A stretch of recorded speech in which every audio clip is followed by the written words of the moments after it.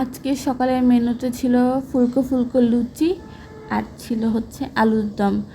আর অবশ্যই এটা ছিল আমার আম্মুর হাতের রান্না। আর আপুর বাসায় গিয়েছিলাম বেড়াতে, আমার আম্মু এখানে ছিল।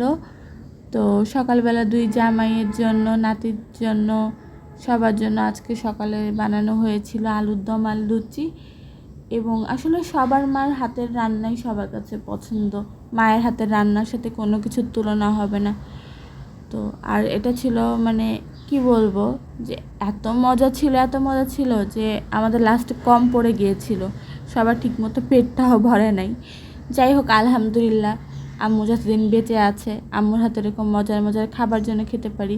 কারণ আমরা যখন থাকি একসাথে, বা আমার আম্মুর জামাইরা যখন একসাথে থাকে, তখন আমার আম্মু সবসময় চেষ্টা করে যে আলাদা আলাদা নাস্তা বা আলাদা আলাদা খাবার প্রতিবেলায় যে বানায় দেওয়ার জন্য।